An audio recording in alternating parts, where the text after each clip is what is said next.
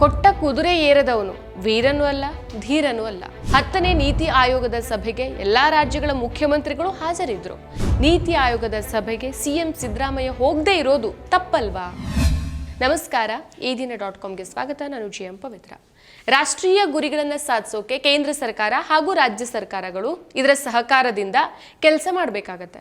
ನೀತಿಗಳನ್ನು ಜಾರಿಗೆ ತರೋ ಮೂಲಕ ಸಾಮಾನ್ಯ ನಾಗರಿಕರ ಜೀವನದಲ್ಲಿ ಬದಲಾವಣೆ ತರೋ ರೀತಿಯಲ್ಲಿ ನಾವು ಕೆಲಸ ಮಾಡಬೇಕು. 140 ಕೋಟಿ ಜನರ ಆಕಾಂಕ್ಷೆಗಳನ್ನು ಈಡೇರಿಸೋಕೆ ಕೇಂದ್ರ ಮತ್ತು ಎಲ್ಲಾ ರಾಜ್ಯಗಳು ಟೀಮ್ ಇಂಡಿಯಾದಂತೆ ಕೆಲಸ ಮಾಡಬೇಕು. ಇದು ಮೇ 24ಕ್ಕೆ ನವದೆಹಲಿಯಲ್ಲಿ ನಡೆದ 10ನೇ ನೀತಿ ಆಯೋಗದ ಆಡಳಿತ ಮಂಡಳಿ ಸಭೆಯ ಅಧ್ಯಕ್ಷತೆ ವಹಿಸಿ ಪ್ರಧಾನಿ ನರೇಂದ್ರ ಮೋದಿ ಅವರು ಮಾತಾಡಿದ್ದು. ಆಶ್ಚರ್ಯ ಅಂತಂದ್ರೆ ಕೇಂದ್ರ ಸರ್ಕಾರ ತೆರಿಗೆ ಪಾಲು ಹಂಚಿಕೆಯಲ್ಲಿ ಅನುದಾನ ಬಿಡುಗಡೆ ಮಾಡುವಲ್ಲಿ ದಕ್ಷಿಣದ ರಾಜ್ಯಗಳಿಗೆ ಅನ್ಯಾಯ ಮಾಡ್ತಾ ಇದೆ ಅನ್ನೋ ಕೂಗು ಕೇಳಿ ಬರ್ತಾ ಇರೋ ಹೊತ್ನಲ್ಲೇ ಪ್ರಧಾನಿ ನರೇಂದ್ರ ಮೋದಿ ಅವರು ಎಲ್ಲರೂ ಒಟ್ಟಾಗಿ ಕೆಲಸ ಮಾಡೋಣ ಅಂತ ಹೇಳಿದ್ದಾರೆ. NITI Aayog national institution for transforming ಇಂಡಿಯಾವನ್ನ ಭಾರತದ ಯೋಜನಾ ಆಯೋಗದ ಬದಲಿಗೆ ಜನವರಿ 2, 2015ರಲ್ಲಿ ಸ್ಥಾಪಿಸಲಾಗಿದೆ. ಇದು ಮುಖ್ಯವಾಗಿ ಭಾರತದ ಆರ್ಥಿಕ ಬೆಳವಣಿಗೆಗೆ ಸಹಕಾರಿಯಾಗಿ ಕೇಂದ್ರ ಮತ್ತು ರಾಜ್ಯ ಸರ್ಕಾರಗಳ ನೀತಿ ರೂಪಣೆಯಲ್ಲಿ ಬೌದ್ಧಿಕ ಸಂಸ್ಥೆಯಾಗಿ ಕಾರ್ಯವನ್ನು ನಿರ್ವಹಿಸುತ್ತೆ. ದೇಶದ ಅಭಿವೃದ್ಧಿಗೆ ಪರಿಗಣಿಸಬೇಕಾದಂತಹ ವಿಷಯಗಳು, ಕ್ಷೇತ್ರಗಳು ಮತ್ತು ತಂತ್ರಗಳ ಕುರಿತು ರಾಜ್ಯಗಳ ಸಲಹೆಯ ಜೊತೆಗೆ ನೀತಿಯನ್ನು ರೂಪಿಸೋದು ಇದರ ಪ್ರಮುಖ ಕೆಲಸ.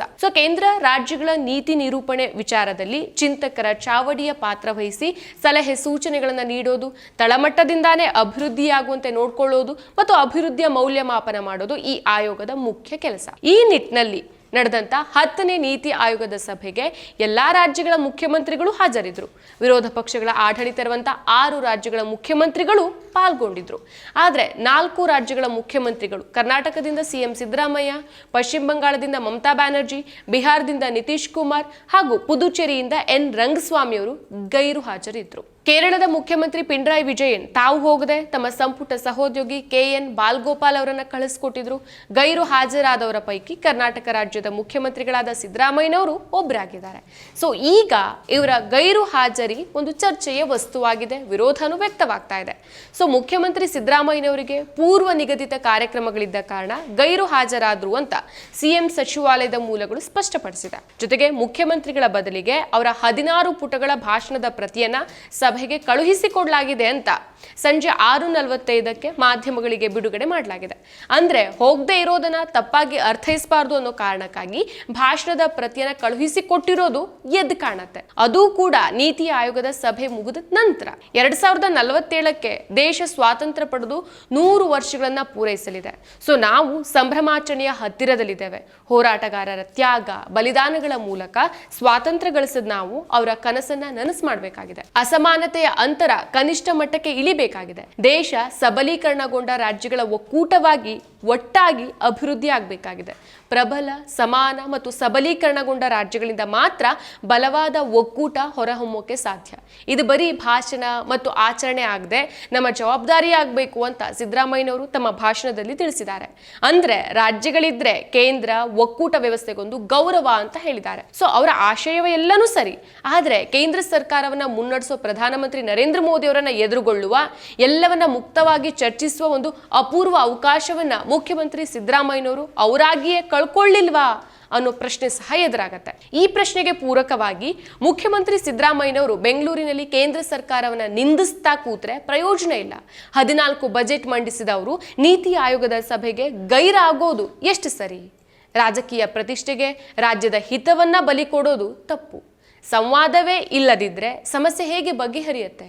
ರಾಷ್ಟ್ರದ ನೀತಿ ನಿರೂಪಣೆ, ಅಭಿವೃದ್ಧಿಗೆ ಸಂಬಂಧಿಸಿ ಪ್ರಧಾನಿ ನೇತೃತ್ವದಲ್ಲಿ ನಡೆದಂತ ಮಹತ್ವದ ಸಭೆಯಲ್ಲಿ ಅವರು ತಪ್ಪದೆ ಭಾಗವಹಿಸಬೇಕಾಗಿತ್ತು. ಮುಂದಾದ್ರೂ ರಾಜ್ಯದ ಹಿತದೃಷ್ಟಿಯಿಂದ ಮುಖ್ಯಮಂತ್ರಿಯವರು ಇಂತಹ ಸಭೆಯಲ್ಲಿ ತಪ್ಪದೆ ಭಾಗವಹಿಸಬೇಕು ಅನ್ನೋದು ನನ್ನ ಸಲಹೆ. ಒಕ್ಕೂಟ ವ್ಯವಸ್ಥೆಯಲ್ಲಿ ಒಟ್ಟಿಗೆ ಕೆಲಸ ಮಾಡಬೇಕು. ರಾಜ್ಯದ ಅಭಿವೃದ್ಧಿ ವಿಷಯದಲ್ಲಿ ರಾಜಕೀಯ ಖಂಡಿತ ಬೇಡ ಅಂತ ಕೇಂದ್ರ ಸಚಿವ ಎಚ್.ಡಿ. ಕುಮಾರಸ್ವಾಮಿ ಅವರು ಆಡಿರೋ ಮಾತುಗಳು ಅಕ್ಷರಶಃ ಸತ್ಯ ಮತ್ತು ಸರಿಯಾಗೇ ಇದೆ. ಪ್ರಧಾನಿ ಮೋದಿ ಅವರೇ ಎಲ್ಲರೂ ಒಗ್ಗಟ್ಟಾಗಿ ಕೆಲಸ ಮಾಡೋಣ ಅಂತ ಹೇಳಿರುವಾಗ ಆ ಮಾತುಗಳನ್ನು ಉಲ್ಲೇಖಿಸಿ ಕಳೆದ 11 ವರ್ಷಗಳಲ್ಲಿ ಕೇಂದ್ರದಿಂದ ಆದ ಅನ್ಯಾಯಗಳನ್ನು ಎಳೆಯಾಗಿ ಬಿಡಿಸಿಡಬಹುದಿತ್ತು. ಅಂಥ ಅಪೂರ್ವ ಅವಕಾಶವನ್ನ ಪಕ್ಕದ ತಮಿಳುನಾಡು ಮುಖ್ಯಮಂತ್ರಿ ಸ್ಟಾಲಿನ್ ಸಭೆಗೆ ಹಾಜರಾಗೋ ಮೂಲಕ ಸದುಪಯೋಗ ಪಡಿಸಿಕೊಂಡ್ರು. ಕೇಂದ್ರದ ತೆರಿಗೆಗಳಲ್ಲಿ ರಾಜ್ಯದ ಪಾಲನ 50% ಏರಿಸಬೇಕು. 15ನೇ ಹಣಕಾಸು ಆಯೋಗ ರಾಜ್ಯಗಳಿಗೆ 42% ಪಾಲನ ನಿಗದಿಪಡಿಸಲಾಗಿದೆ. ಆದರೆ ಕೇವಲ 33.16 ಮಾತ್ರ ಪಡಿತಾ ಇದೆ ಅಂತ ಹೇಳೋ ಮೂಲಕ ಇತರ ರಾಜ್ಯಗಳ ಮುಖ್ಯಮಂತ್ರಿಗಳಲ್ಲಿ ಪ್ರಶ್ನಿಸೋ ಧೈರ್ಯ ತುಂಬಿದ್ರು. ಒಕ್ಕೂಟ ವ್ಯವಸ್ಥೆ ನಡೆಯಬೇಕಾದ ಹಾದಿಯನ್ನ ಪ್ರಧಾನಿಯವರಿಗೆ ನೆನಪಿಸಿದ್ರು. ಯಾಕಂದ್ರೆ ಕಳೆದ 11 ವರ್ಷಗಳ ಹಿಂದೆ ಪ್ರಧಾನಿ ಪಟ್ಟಕ್ಕೇರಿದಂತ ಮೋದಿಯವರು ಅಚ್ಚೇ ದಿನ್ ಆಯೇಗಾ ಅಂತ ಹೇಳಿದ್ರು. ನೋಟು ಅಮಾನ್ಯೀಕರಣಗೊಳಿಸಿ ಕಪ್ಪು ಹಣವನ್ನ ಮತ್ತು ಭಯೋತ್ಪಾದನೆಯನ್ನ ಬಲಿ ಹಾಕಲಿದ್ದೇನೆ ಅಂತ ಹೇಳಿದ್ರು. ಆದ್ರೆ ಕಳೆದ 11 ವರ್ಷಗಳ ಕಾಲ ಪ್ರಧಾನಿಯಾಗಿ ಅವರೇ ಅಧಿಕಾರದಲ್ಲಿದ್ರು. ಇವತ್ತಿಗೂ ಅಚ್ಚೇ ದಿನ್ ಬಂದಿಲ್ಲ, ಕಪ್ಪು ಹಣದ ಚಲಾವಣೆ ನಿಂತಿಲ್ಲ, ಭಯೋತ್ಪಾದನೆ ಸಮಸ್ಯೆಯೂ ಬಗೆಹರಿದಿಲ್ಲ. ಈಗ ಮತ್ತೆ 10ನೇ ನೀತಿ ಆಯೋಗದ ಸಭೆಯಲ್ಲಿ ಅಂತಾರಾಷ್ಟ್ರೀಯ ಹಣಕಾಸು ನಿಧಿಯು ಏಪ್ರಿಲ್ನಲ್ಲಿ ಬಿಡುಗಡೆ ಮಾಡಿದಂತಹ ಜಾಗತಿಕ ಆರ್ಥಿಕ ಮುನ್ನೋಟದ ಕುರಿತ ವರದಿಯಲ್ಲಿ 2025ರಲ್ಲಿ ಭಾರತ $4.19 ಟ್ರಿಲಿಯನ್ GDP ಜೊತೆಗೆ 4ನೇ ಅತಿ ದೊಡ್ಡ ಆರ್ಥಿಕತೆಯಾಗಲಿದೆ ಅಂತ ಹೇಳಿದೆ. IMF ವರದಿಯ ಅನ್ವಯ ಭಾರತದ ತಲಾದಾಯ ದುಪ್ಪಟ್ಟುಗೊಂಡಿದೆ. 2013-14ರಲ್ಲಿ $1,438 ಇದ್ದ ತಲಾದಾಯ ಪ್ರಸಕ್ತ ವರ್ಷದಲ್ಲಿ $2,880ಗೆ ಮುಟ್ಟಿದೆ. 2025-26ನೇ ಆರ್ಥಿಕ ವರ್ಷದಲ್ಲಿ ಭಾರತದ GDP 6.2% ಪ್ರಗತಿ ಕಾಣಲಿದೆ ಅಂತ ಅಂದಾಜಿಸಿದೆ. ಜಪಾನ್ ದೇಶವನ್ನ ಹಿಂದಿಕ್ಕಿರುವಂತ ಭಾರತ ಜಾಗತಿಕ ಮಟ್ಟದಲ್ಲಿ 4ನೇ ಅತಿ ದೊಡ್ಡ ಆರ್ಥಿಕತೆಯಾಗಿ ಹೊರಹೊಮ್ಮಿದೆ ಅಂತ ನೀತಿ ಆಯೋಗದ CEO BVR ಸುಬ್ರಹ್ಮಣ್ಯಂ ಅವರು ಹೇಳಿದ್ದಾರೆ. ಸುಬ್ರಹ್ಮಣ್ಯಂ ಅವರ ಮಾತುಗಳಿಗೆ ಪುಷ್ಟಿ ನೀಡುವಂತೆ ಪ್ರಧಾನಿ ಮೋದಿ ಅವರು ಪ್ರತಿಯೊಂದು ರಾಜ್ಯವನ್ನ, ಪ್ರತಿ ನಗರವನ್ನ, ಪ್ರತಿ ನಗರ ಪಾಲಿಕೆಯನ್ನ ಮತ್ತು ಪ್ರತಿ ಹಳ್ಳಿಯನ್ನ ವಿಕಸಿತ ಮಾಡೋ ಗುರಿಯನ್ನ ನಾವು ಹೊಂದಿರಬೇಕು. ಈ ದಿಕ್ಕಲ್ಲಿ ನಾವು ಕೆಲಸ ಮಾಡಿದ್ರೆ ಅಭಿವೃದ್ಧಿ ಹೊಂದಿದ ಭಾರತ ಆಗೋಕೆ ನಾವು 2047ರವರೆಗೆ ಕಾಯ್ಬೇಕಾಗಿಲ್ಲ. ರಾಷ್ಟ್ರೀಯ ಗುರಿಗಳನ್ನ ಸಾಧಿಸೋಕೆ ಕೇಂದ್ರ ಸರ್ಕಾರ ಹಾಗೂ ರಾಜ್ಯಗಳು ಸಹಕಾರದಿಂದ ಕೆಲಸ ಮಾಡಬೇಕು ಅಂತ ಹೇಳಿದ್ದಾರೆ.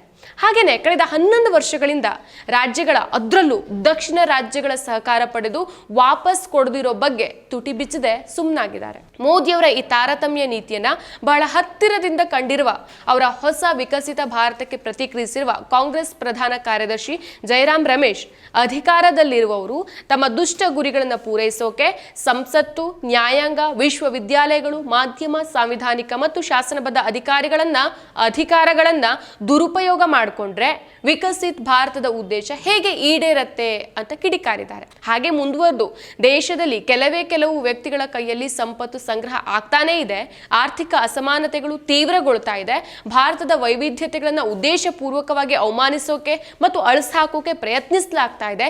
ಇಂಥ ಟೈಮ್ನಲ್ಲಿ ನೀತಿ ಆಯೋಗದ ಸಭೆ ನಡೆಸೋ ಮೂಲಕ ಬಿಜೆಪಿ ನೇತೃತ್ವದ ಕೇಂದ್ರ ಸರ್ಕಾರ ಬೂಟಾಟಿಕೆ ಪ್ರದರ್ಶನ ಮಾಡ್ತಾ ಇದೆ. ಜೊತೆಗೆ ಜನರ ದಿಕ್ಕು ತಪ್ಪಿಸೋ ಮತ್ತೊಂದು ಕಸರತ್ ಮಾಡ್ತಾ ಇದೆ.